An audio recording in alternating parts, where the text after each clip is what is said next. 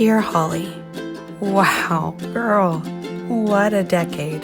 I've been wanting to write to you for some time now so that you can remember, years from now, what went down during this decade. It was a decade that changed everything.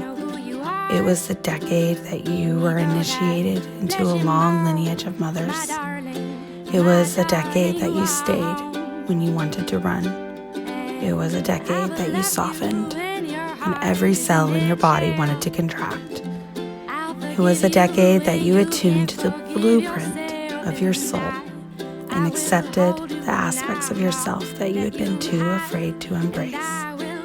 As we reflect back over these years, what keeps coming up is how much you stayed present with yourself and how proud of you I am for that. You experienced a tremendous amount of joy, pain, anxiety, and up-leveling this past 10 years. In your darkest, most trying hours, the hours you feared you might suffocate from the overwhelm of resurfacing past trauma, you paused and you released and exhaled, and you stayed. You committed to recalibrating your energy, shifting your perspective, reaching out for help, and seeing it through.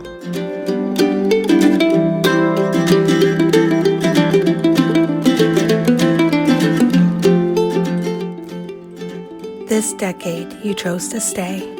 Your body told you that another way of being was possible, and your mind was finally ready to get on board because it couldn't take one more second of being scattered. These past 10 years that you chose to stay because you've had experience after experience show you that you will not die from pain, even though it still feels like it sometimes. And not only did you stay, you took risks and dove deep into your inner world with a level of willingness that was palpable. You committed to seeing things through that scared the youngest, most vulnerable parts of yourself.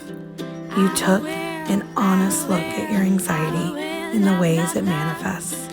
You devoted yourself to digesting and assimilating it slowly, one wave at a time. You walked through fire to transmute the behaviors that keep you from being vulnerable.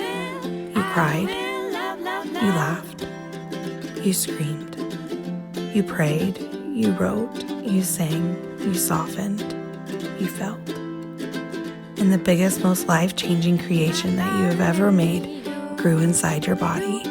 You gave birth to two healthy, chubby little boys named Rockwell and Samuel. And nothing, absolutely nothing, has been even remotely the same since. You birthed two sons, and you birthed yourself. I have chills writing this to you. You gave birth to your sons. You labored for a cumulative 49 hours. You stayed strong and you stayed with your breath. You stayed with yourself and you stayed in connection with both of them the entire time. There is so much more I want to share with you about this decade and how amazed I am by your choices that you made to expand, to dig deep, to create, to heal, to love, to laugh, and to welcome it all in with an open heart. Thank you for choosing to stay the course. Thank you for making your well-being and the well-being of your family your top priority.